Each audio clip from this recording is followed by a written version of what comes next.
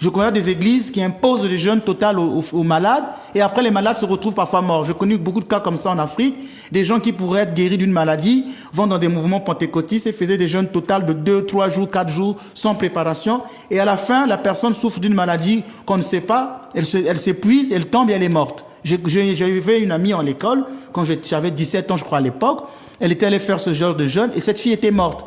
Donc on ne peut pas imposer le jeûne total à des malades. On ne peut pas imposer le jeûne total à des personnes qui font un travail qui demande beaucoup d'énergie physique la journée.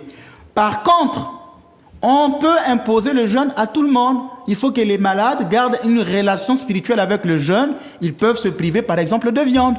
Donc, tout le monde ne peut pas pratiquer le jeûne total, mais tout le monde peut pratiquer le jeûne ascétique. Les malades peuvent manger du poisson, c'est déjà très bien pour leur santé. Ils peuvent se priver donc de nourriture et même de l'alcool. Ainsi, il doit y avoir un lien spirituel qui peut être gardé avec le jeûne. Comment je garde ce lien spirituel? Je me prive de nourriture, je me prive de l'alcool, mais je pratique le jeûne, par exemple végétarien ou végétalien en s'abstenant de viande et en le remplaçant par des poissons qui a des propriétés nutritives comparables à la viande. Donc ainsi, la pratique du jeûne est variable. Et cette pratique, elle est variable, mais elle est laissée à l'appréciation de chacun en raison de la quantité du travail et des forces dont il a besoin.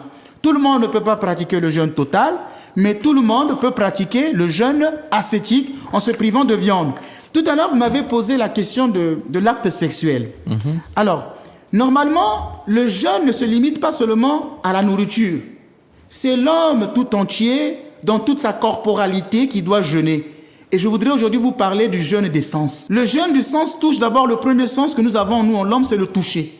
C'est l'abstinence sexuelle. Quand on jeûne, on se prive aussi d'actes sexuels.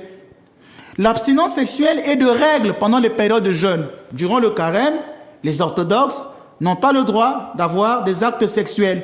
Cela se fonde sur la recommandation de saint Paul aux époux.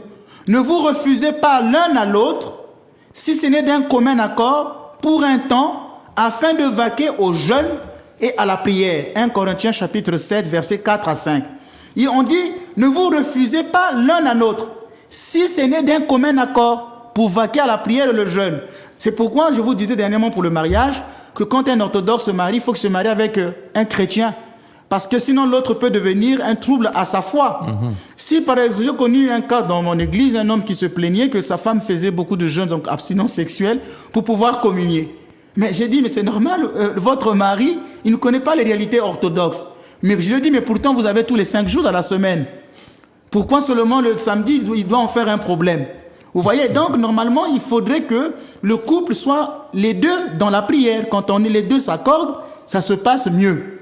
Maintenant, toutefois, un assouplissement est admis dans les couples où l'un des membres n'est pas pratiquant et refuse de se soumettre à cette exigence.